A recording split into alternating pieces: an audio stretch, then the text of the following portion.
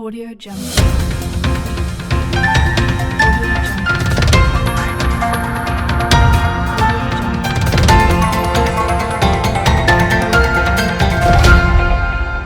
Audio Jungle.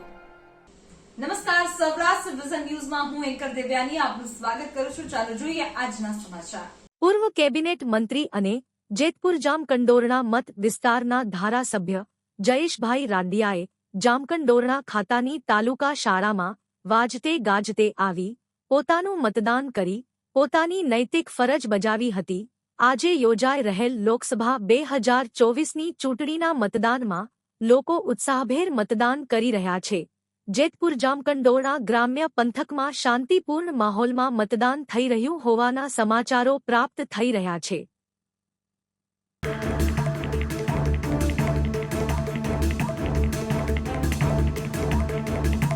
લોકશાહીના પર્વ સમાન લોકસભાની ચૂંટણી માટે સમગ્ર રાજ્યની અંદર સવારથી મતદાન ચાલી રહ્યું છે.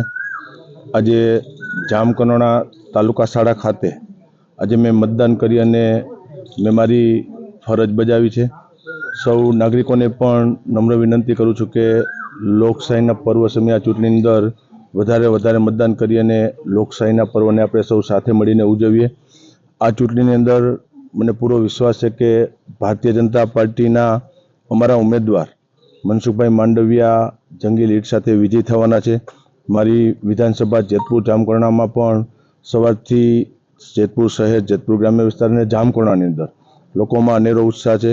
ભારતીય જનતા પાર્ટીના કાર્યકર્તાઓ કામ કર્યા છે અને જે મારી અપેક્ષા છે એ પ્રમાણેની લીડ અમે અમારી વિધાનસભામાંથી મનસુખભાઈ માંડવિયાને આપશું અને સમગ્ર રાજ્યની અંદર સારી અત્યારે મતદાન થવા જઈ રહ્યું છે અને ફરી એક વખત આ દેશની અંદર નરેન્દ્રભાઈ મોદી વડાપ્રધાન બને એ માટે મતદારોમાં ઉત્સાહ છે અને મને વિશ્વાસ છે કે ભારતીય જનતા પાર્ટી જંગી લીડ સાથે અહીંથી અમે મનસુખભાઈને વિજય બનાવશું અને આજે લોકશાહીના પર્વની અંદર ચૂંટણીમાં મેં આજે મતદાન કરી અને મેં મારી ફરજ અદા કરી છે. જીવનને સારું અને ભવ્ય જીવવા માટે ફક્ત રૂપિયાની જરૂર નથી. જો તમારી અંદર કલા અને કૌશલ્ય હશે તો તમે બધું જ મળી જશે.